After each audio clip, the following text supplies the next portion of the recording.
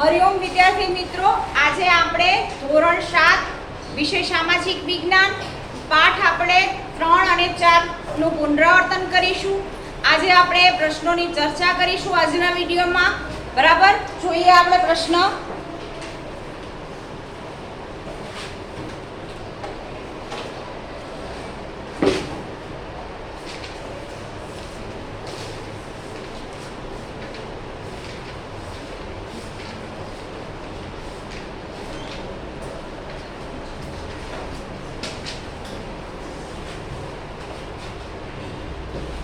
ભારતમાં મુગલ સામ્રાજ્યની સ્થાપના કોણે કરી હતી? અકબરે, બાબરે, શેરશાહે કે જહાંગીરે? ઓકે, ભારતમાં મુગલ સામ્રાજ્યની સ્થાપના કઈ સાલમાં થઈ હતી? 1515, 1518, 1523 કે 1526? ઓકે, પાણીપતનું પ્રથમ યુદ્ધ કોની કોની વચ્ચે થયું હતું? બાબર અને ઇબ્રાહિમ લોદી, હુમાયુ અને શેરશાહ, બાબર અને શેરશાહ, અકબર અને હેમુ? પછી બાબર અને સામે કોણ હતું? શેરશાહ। બરાબર, બાબર અને શેરશાહ। આગળ, મુગલ શાસકોમાં કયો એક શાસકનો સમાવેશ કરી શકાય નહીં? ભાઈ, એવો કયો શાસક છે આ ચારમાંથી જેનો મુગલ સામ્રાજ્યમાં આપણે સમાવેશ ના કરી શકીએ? ઔરંગઝેબ, શાહજહાં, શેરશાહ કે હુમાયુ? કયો જવાબ આવશે પાછળ? એમાં જવાબ આવશે શેરશાહ। બરાબર, મુગલ સામ્રાજ્યની અંદર ભાઈ શેરશાહનો સમાવેશ થતો નથી। એના પછીનો, મુગલ બાદશાહ બાબર કઈ ભાષાઓ જાણતો હતો? ફારસી અને હિન્દી, અરબી હિન્દી, અરબી સંસ્કૃત કે ફારસી અરબી?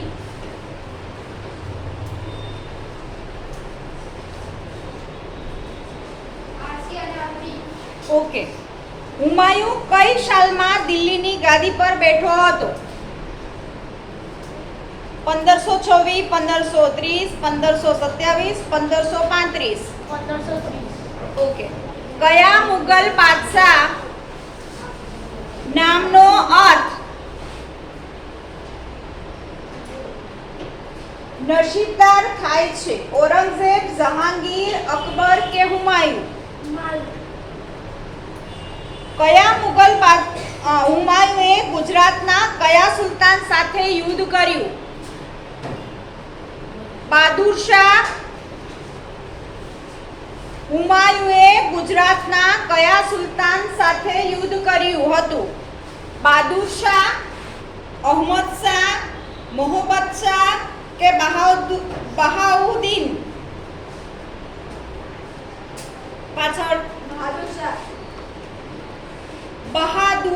શાહ। ચલો આગળ, કોની સાથે થયેલા યુદ્ધમાં પરાજિત થઈને હુમાયુને ભારતની બહાર જવું પડ્યું હતું?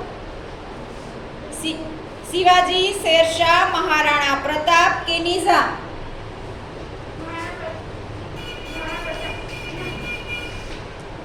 પાછળ શેરશાહ।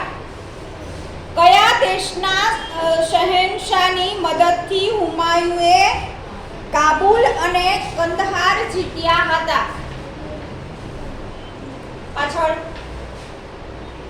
બલુચિસ્તાન, ઈરાન, ઈરાક કે અફઘાનિસ્તાન? આગળ શું આવશે? ઈરાનના। બરાબર, હુમાયુએ ભારત પર ફરીથી પોતાની સત્તા ક્યારે સ્થાપી? 1530, 1555, 1540 કે 1565?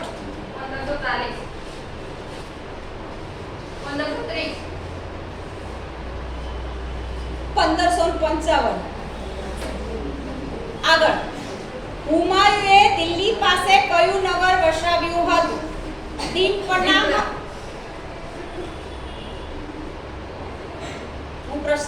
પેલા જવાબ આવી ગયો જો.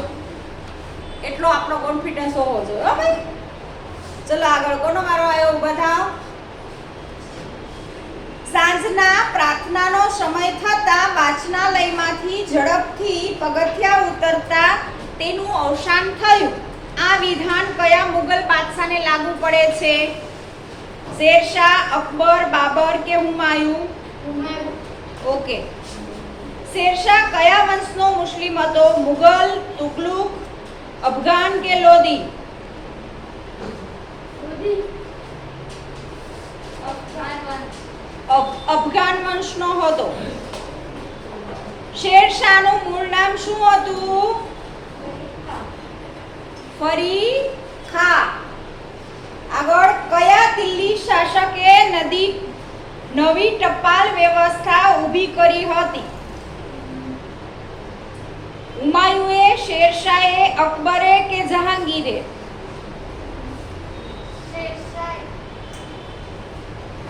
કયા દિલ્હી શાસકે નવી ટપાલ પદ્ધતિ શરૂ કરી? શેરશાહ. બરાબર. એના પછી આગળ ઊભા થાવ. ગ્રાન્ડ ટ્રંક રોડનું નિર્માણ કોને કરાવ્યું હતું? શાહજહાં, હુમાયું, અકબર કે Sher Shah? Sher Shah. Grand trunk road ક્યાં સુધી વિસ્તરાયેલો હતો? બંગાળ, ઉત્તર ભારત, પંજાબ, મધ્યપ્રદેશ, રાજસ્થાન, ઉત્તર ભારત, બંગાળ, દક્ષિણ ભારત?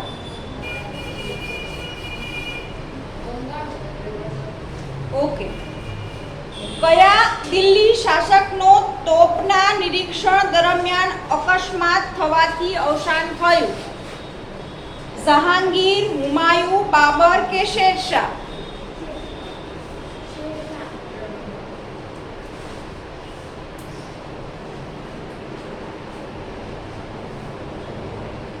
કોણ માત્ર 14 વર્ષની વયે દિલ્હીનો બાદશાહ બન્યો?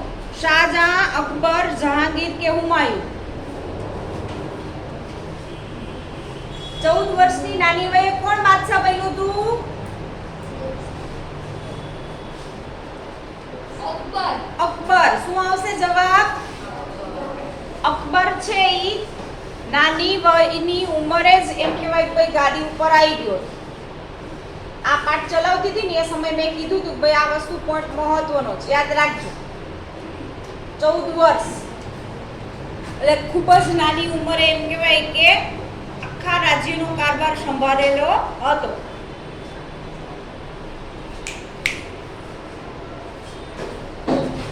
સીધા ટટાર બેસો દરેક વ્યક્તિ. કોનો વારો આવ્યો? ચલો ઉપર બેસ. છેલ્લેથી ચાલો આમ જવાનું. બરાબર. આડું. પાણીપતનું બીજું યુદ્ધ કઈ સાલમાં થયું હતું? 40, 1545, 1526 કે 1556?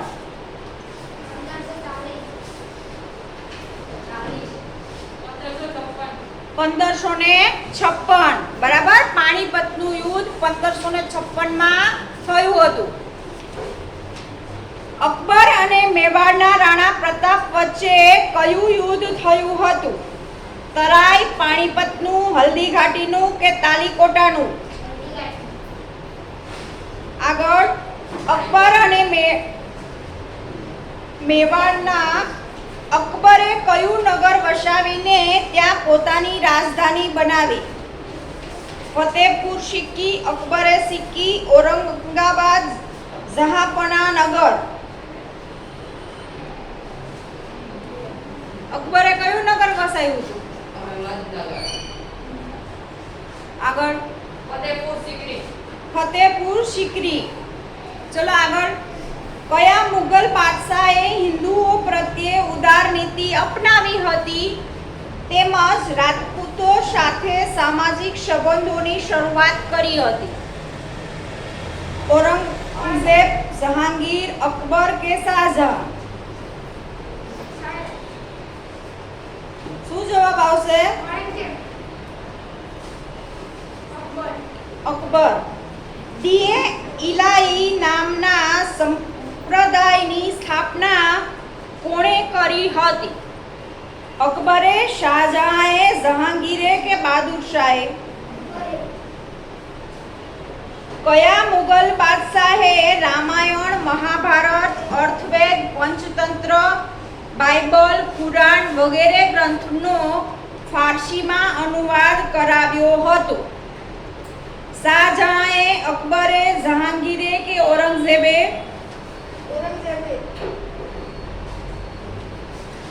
આગળ અકબરે. કયા મુગલ બાદશાહે યાત્રાવેરો નાબૂદ કર્યો હતો તેમજ બળજબરીપૂર્વક ધર્માંતરણ પર પ્રતિબંધ મૂક્યો હતો? હુમાયું, ઔરંગઝેબ, શાહજહાં કે અકબર? કયા મુગલ બાદશાહે સામાજિક સહિષ્ણુતા ના યુગનો પ્રારંભ કરાવ્યો હતો? અકબર, બાબર, શાહજહાં, ઔરંગઝેબ? આગળ અકબર. અકબરનું અવસાન કઈ સાલમાં થયું? 1608, 1616, 1627 કે 1605?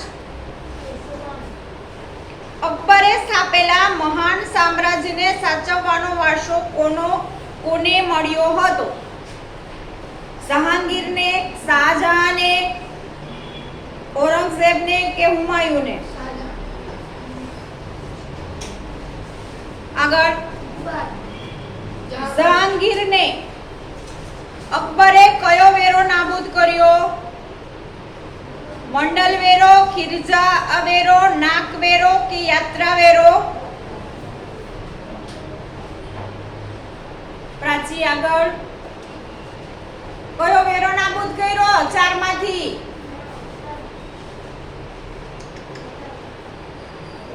મંડલ વેરો,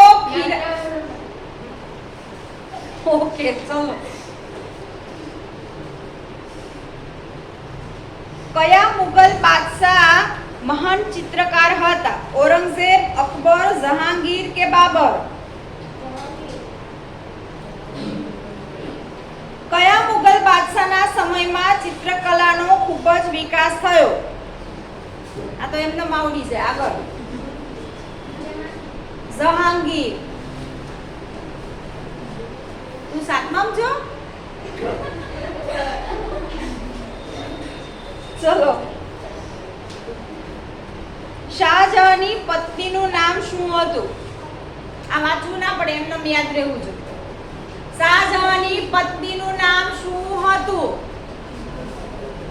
આગળ બોલો ફટાફટ. મુમતાઝ અહમદ. આ આપણે બુક ના વાંચી હોય તો બી આપણે ખ્યાલ આવે, ક્યાંક ને ક્યાંક આપણે સાદા જયબી વિશેની વાત થઈ હોય, નાના ધોરણથી આપણે આ વસ્તુ સાંભળી હોય. ભાઈ શાહજહાંની પત્નીનું નામ મુમતાઝ છે. હા, આવી વસ્તુ ભૂલવાની નહીં. ઈ ફેમસ વસ્તુ છે, અજયબી છે ને, તાજમહેલ આપણી અજયબી છે. તો એ વસ્તુ આપણે ભૂલી કેમ જઈએ? હા, એને લગતા જેટલા કેરેક્ટર છે એ નામ આપણે જેમ પિક્ચરના કેરેક્ટર યાદ રહીએ છે, તો આ બધા કેમ યાદ ના રહીએ? હમણાં પૂછું જીટીવીમાં કઈ સિરિયલ આવે બધાને ખબર હશે. એકો એક કે નામ સાથે, પાત્રોના નામ સાથે, એનું પાછું ઓરિજિનલ નામ એ ખબર હશે. ચલો, કોનો વારો આવ્યો? કયા મુગલ બાદશાહે અકબરની ધાર્મિક નીતિનો ત્યાગ કરી ધાર્મિક અસહિષ્ણુતા દાખવી હતી? ઔરંગઝેબ, જહાંગીર, શાહજહાં કે બહાદુર શાહ? કયા મુગલ બાદશાહ સંગીત કલા, મૂર્તિ પૂજા, ધાર્મિક ઉત્સવનો વિરોધી હતો? અકબર, ઔરંગઝેબ, જહાંગીર કે હુમાયું? ઔરંગઝેબનું અવસાન કઈ સાલમાં થયું હતું? 1701, 1707, 1712 કે 1720? 1707.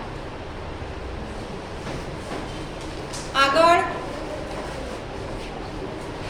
રાણા સાંગા નામની પ્રખ્યાત બનેલી સંગ્રામસિંહ કયા પ્રદેશના રાજા હતા? અજમેર, મેવાડના, કુંભલગઢના કે વિરમગઢના? મેવાડના. મેવાડના રાણા સંગ્રામસિંહ કયા નામે પ્રખ્યાત હતા? રાણા સાંગા, રાણા રતન, રાણા હમીર કે રાણા ઉદય? રાણા સાંગા. શું આવશે? સંગ્રામશ્રી નથી બોલ્યું. ઓપ્શન સાંભળ દીકરા. આગળ, બાબર સામેના કયા યુદ્ધમાં રાણા સંગ્રામસિંહની હાર થઈ હતી? હલ્દી ઘાટીના, ખાંડવાના કે તરાઈના? કયા યુદ્ધની અંદર હાર થઈ હતી?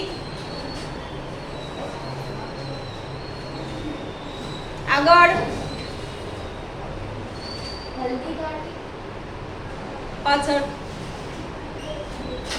ખાંડવાના. ઓકે. હવે અહીંથી તમને પ્રશ્ન લખાવું છું, એ દરેક વિદ્યાર્થીએ પોતાની નોટમાં લખવાના. ચલો ફટાફટ.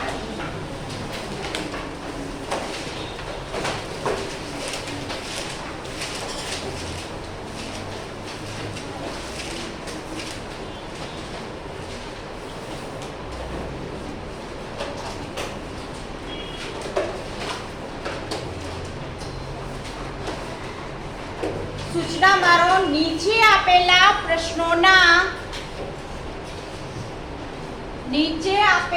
પ્રશ્નોના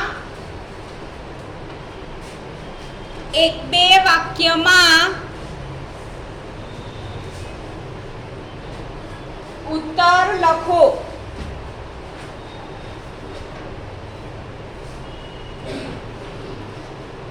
એમાં પહેલો પ્રશ્ન છે, અકબરનું સામ્રાજ્ય ક્યાં સુધી ફેલાયેલું હતું? અકબરનું સામ્રાજ્ય ક્યાં સુધી ફેલાયેલું હતું?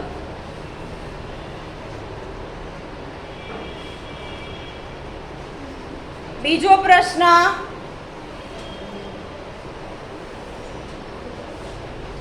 પાણીપતનું બીજું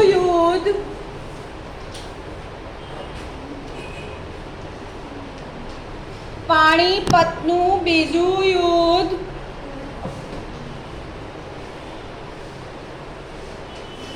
ક્યારે અને કોની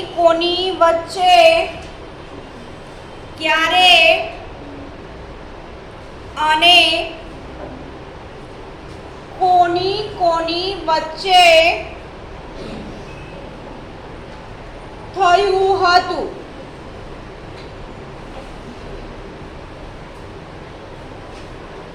તેનું શું પરિણામ આવ્યું?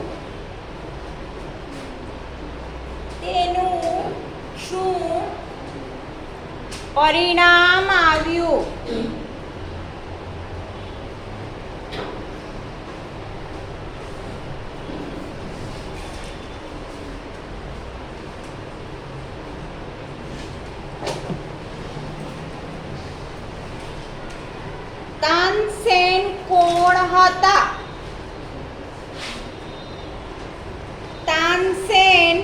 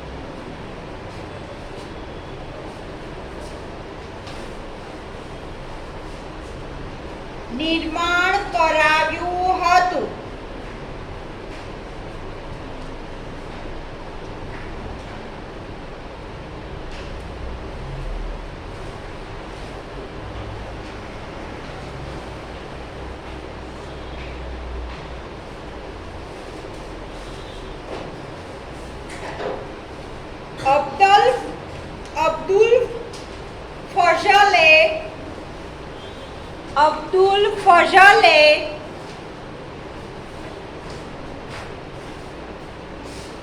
કયા ગ્રંથમાં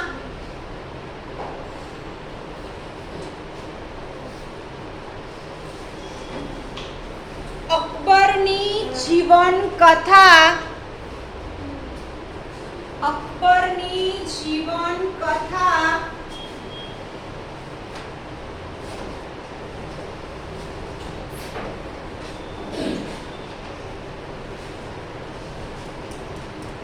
આલેખી છે?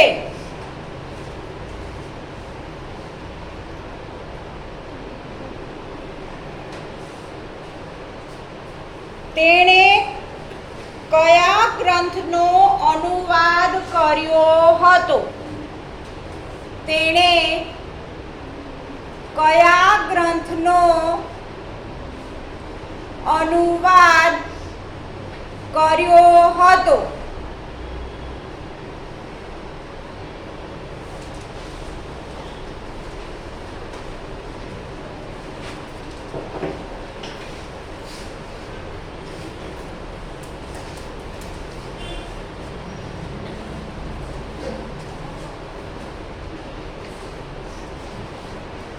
એના પછી લખો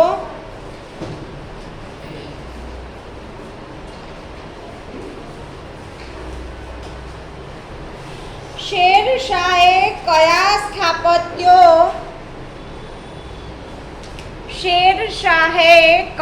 સ્થાપત્યો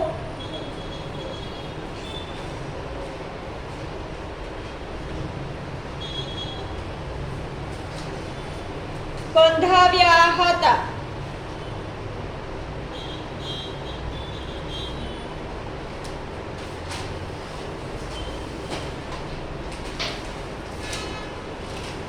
આટલા પ્રશ્ન હોમવર્કમાં દરેક વિદ્યાર્થીએ લખવાના છે, બરાબર, અને તૈયાર કરવાના છે. ઈ ઉપરાંત મુદ્દાસર જેટલા પ્રશ્નો આવે છે એ પણ આપણે જોડે જોડે તૈયાર કરતા જવાના છે. ચલો, તાજમહેલ વિશે કોણ બોલશે? તમને તાજમહેલ વિશે લખવાનું કે, બરાબર, તો તમે કઈ રીતે લખશો? આપણે અહીંયા બોલવાનું છે. કોણ બોલશે?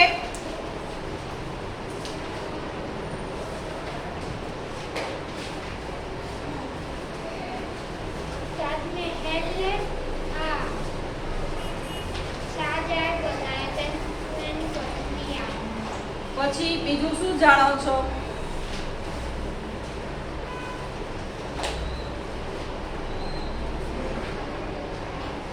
શાહજહાં એની પત્નીની યાદમાં બનાવ્યો હતો. પછી એક એક પોઈન્ટ બોલો, યાદ હોય એ રીતે. કયા પથ્થરનો ઉપયોગ થયો છે? અંદર શું છે? ચલો બોલો પાછળ. હાથ ઉપર કર્યો ને? તાજમહેલ આગ્રામાં આવેલો છે. ઓકે. કયા પથ્થરનો ઉપયોગ થયો છે? તાજમહેલ બનાવવામાં આરસ પહાડનો ઉપયોગ થયેલો છે. આરસના સફેદ આરસ પથ્થરનો ઉપયોગ થયેલો છે, બરાબર. તાજમહેલની અંદર શું છે? દુનિયાની 7 અજાયબીઓમાંની એક અજાયબી છે. ઓકે. હવે તાજમહેલની અંદર શું છે? કોઈ ભગવાનની મૂર્તિ છે? શું છે એમ કહું છું? મુમતાઝનો મકબરો છે, બરાબર. મુમતાઝનો મકબરો આવેલો છે. તાજમહેલની અંદર બીજું કશું નથી, બરાબર. એનો મકબરો આવેલો છે અંદર. આખું એમ કે ભાઈ કે સફેદ આરસ પાણથી બનાવેલી એનું જે ચણતર કામ છે એ આખું એમ કે ભાઈ કે આરસના પથ્થરમાંથી બનાવવામાં આવ્યું છે, બરાબર. હવે 7 અજાયબીઓમાંથી એક. હવે તમને આવું ક્યારેય પૂછવામાં આવે તો આટલા સેન્ટેન્સ આપણે ગોખી કાઢવા. ખબર પડી ભાઈ શાહજહાંએ પોતાની પત્નીની યાદમાં બનાવ્યું હતું, બરાબર. કઈ સાલમાં બનાવ્યું હતું એ પણ આપણે શોધીને લખી શકીએ. અંદાજિત આપણે લખવું હોય તો 1627માં, બરાબર. એ જ્યારે શાસન કરતો હતો તો એની આજુબાજુનો સમયગાળો લખી નાખવાનો. અંદાજિત આ સમયગાળાની અંદર કદાચ આપણે કહી શકીએ કોઈ બંધાવેલું હશે, આપણે પરફેક્ટ ના ખબર હોય તો, બરાબર. પરફેક્ટ ખબર જ હોય તો એ વસ્તુ લખવાનું, ના ખબર હોય તો આપણે અંદાજિત લખી અને ભાઈ લખવાનો, એનો સમયગાળો આપણે ખબર છે ભાઈ એ સમયગાળામાં એનું નિર્માણ થયેલું હશે, બરાબર. પછી તમને કોઈ પણ રાજા વિશે પૂછવામાં આવે, અકબર વિશે કોણ કહેશે?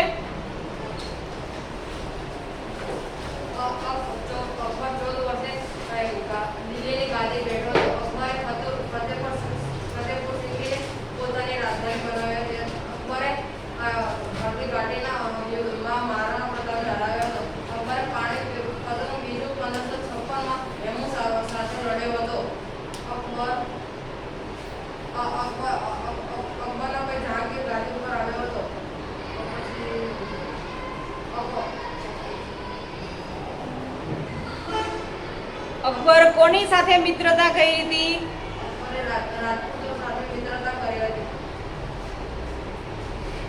અકબરનો જન્મ હિન્દુ રાજપૂત રાજાના ઘરે. બરાબર. પહેલા આપણે કોઈ પણ વ્યક્તિનો જ્યારે પરિચય લખીએ ને, બરાબર, તો એના જન્મથી શરૂઆત કરવાની. આ વસ્તુ યાદ રાખજો. બોલવામાં ભલે આડાઅવળું થાય પણ લખવામાં આ રીતે લખવાનું. હે, તમે ક્રમ વાઇઝ એનો જન્મ ક્યાં થયો તો, એના માતા પિતાના નામથી ભાઈ શરૂઆત કરી, હે, પછી એને અભ્યાસ ક્યાં કર્યો, બરાબર.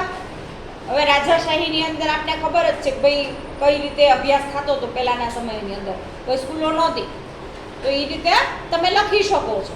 ક્રમ વાઇઝ કોઈ પણ વ્યક્તિનો પરિચય પૂછે, લેખકનો પૂછ્યો હોય, કોઈ રાજા હોય, ગમે એ સબ્જેક્ટની વાત કરું છું, એસએસમાં પણ આ જ વસ્તુ છે, બરાબર. વ્યક્તિ આવે, કોઈ પણ વ્યક્તિ આવે ભાઈ એના જન્મથી મરણ સુધીની બધી વસ્તુ આપણે લખવાની. ખ્યાલ આવી ગયો?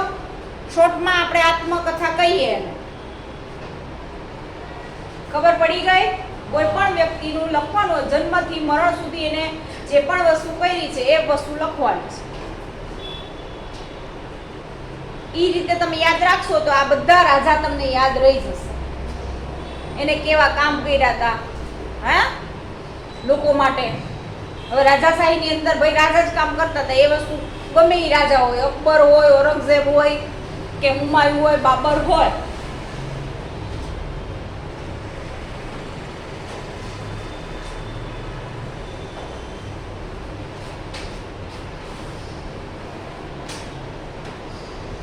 હુમાયુ વિશે કોણ કહેશે?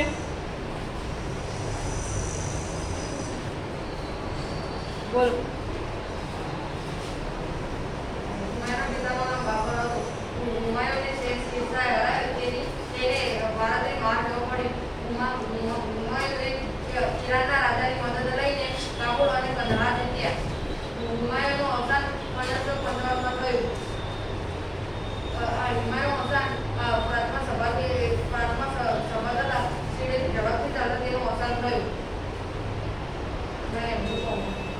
ઓકે,